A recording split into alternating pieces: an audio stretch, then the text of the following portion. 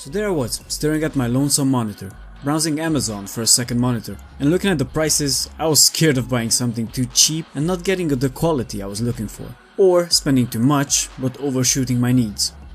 After about 10 minutes of browsing and getting shocked by the prices, I remembered a conversation from a few weeks back when I had one of my friends over watching a scary movie.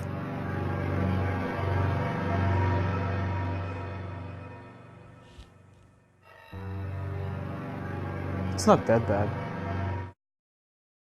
So, have you ever thought about using your TV as a monitor, for your PC? To see how your games would look like on it? No, I never really thought about that. I don't even know if it has an HDMI connection. Really? No? Okay, let's continue watching this scary movie. Yeah, this is really scary.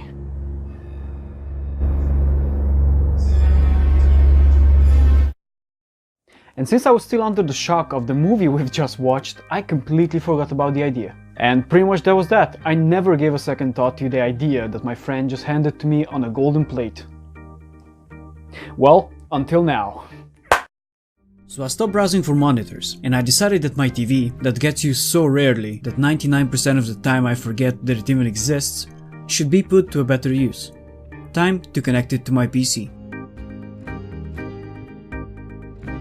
In my case, it's a 40-inch Panasonic TV with a 1080p VA Edge LED screen.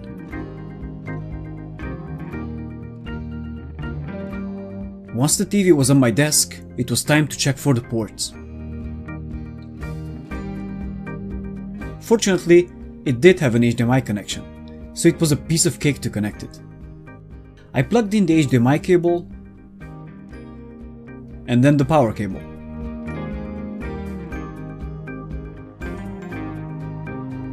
And we were ready to go. Unless you forget the remote control for the TV, like I did. But no worries, once I acquired it, it was the moment of truth. Will it actually work? And it did! Hooray! And here we go, the TV is finally on my desk and it's in my room. So since the main reason for me bringing the TV in my room was to actually play some games on it, time to play some games. Prior to bringing in the TV into my room, I actually recorded some footage on my monitor, and now I record some on the TV, and we are going to make a comparison between the two. And after that I'm going to decide which I'm going to keep right here. Because if I am keeping the TV, I am not sure I'm going to need a second monitor, because it's, as you can see, it's huge enough to actually count as two monitors. If I actually decide to keep the monitor, then I'm going to look into some second monitors. We'll see soon. But now, let's go to the comparisons. As I previously mentioned, I've recorded myself playing the same games and doing the same things on both my 24-inch monitor and my 40-inch TV. I have compared 7 things: browsing the internet, watching YouTube videos, editing my videos, playing Diablo 3, Devil May Cry 5, Borderlands, and Anthem. Now then, let's discuss these 7 things one by one. First up, browsing the internet.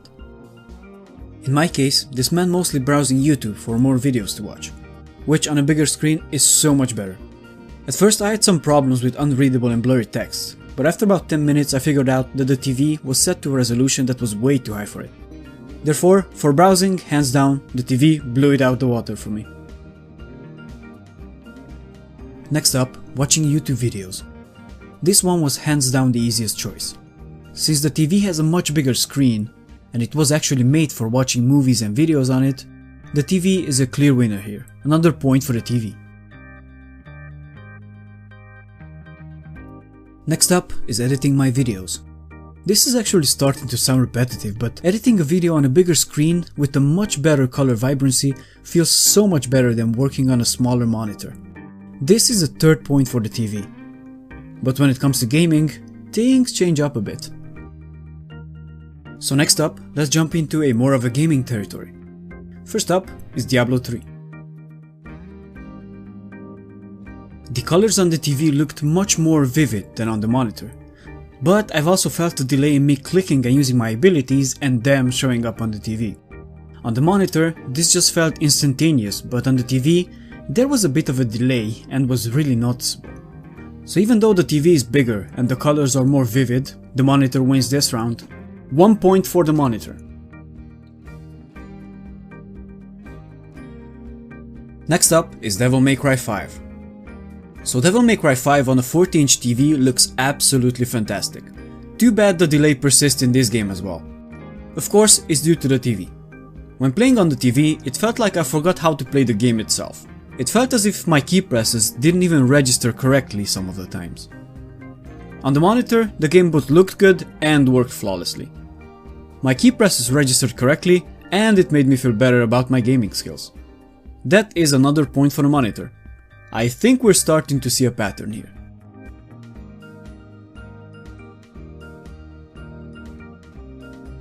Next up is Borderlands 2 Remastered Edition. Borderlands 2 and its amazing color palette looked great on both the TV and the monitor. Yet again, on the TV I did feel a bit of delay when it came to aiming. This was due to the input delay. But it did not feel as bad as in other games. Also, I've pretty much died when playing both on the monitor and on the TV, and at the same spot, so I guess the problem is with me. In this case, both the TV and the monitor get a point.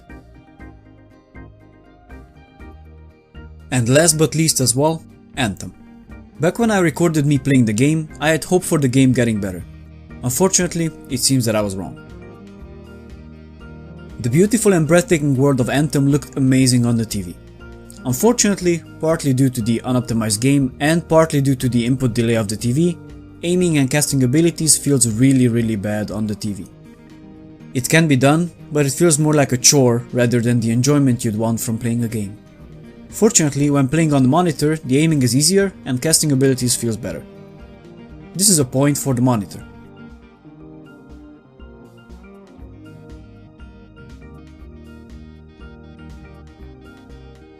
So these are the final standings. The TV has 4 points and the monitor has 4 points as well. The scores are equal, but their significance is not. When it comes to the visuals, vivid colors and just the sheer size of the display, the TV is an absolute godsend. Watching videos, cutscenes and movies on it is amazing, especially in complete darkness. But when it comes to gaming and responsiveness, the monitor takes the cake. Videos, cutscenes and movies still look good on it, but maybe the size of the display is a tad bit too small for me. So we have finally arrived at the conclusion of this video. Will I actually keep the TV in my room? The answer is no. Instead, I bought a 1080p monitor, which I am keeping on my desk. Here you go.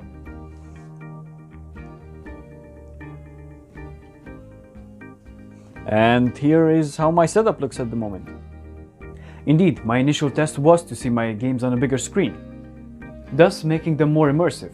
Unfortunately, due to the TV's low resolution, too much motion blur and the higher response time, this actually made me reconsider it. Many titles such as Borderlands 2 Remastered Edition and Diablo 3 are still great to play on a bigger screen, but when it comes to games where quick response time can decide if you win or lose, you definitely need a monitor. But for watching movies when you're at your computer, it's actually really good to have a TV. Indeed, there are some problems with the display when it comes to shades of black, as you can see it here. But other than that, it's actually really immersive, and especially if the movies are in 4K, then you can actually see every little pore on every person's face. It's great. I kinda used the TV for like 2 weeks, 3 weeks instead of a monitor, and I use it as a second monitor as well. So other benefits that I had with it were actually like editing my videos on bigger screen. It's freaking amazing. And actually editing images as well. It was really good to edit them on a bigger screen. It was perfect. So as a conclusion to my conclusion, if you do have a TV lying around unused, you can really use it with your PC. There's absolutely no problem with using it. It's really great. If you cannot afford a second monitor and you have a TV unused, perfect, use it up. But if you actually want the monitor exclusively for gaming, you might want to look into a monitor with a higher refresh rate, higher resolution, smoother picture with the right aspect ratio just for you. And there you go. If you like this video, please consider subscribing to our channel. If you dislike this video, you can leave a comment down below on how we should change the format of our videos. We are always welcoming constructive criticism, always. That being said, thank you for watching and see you in the next video. Bye!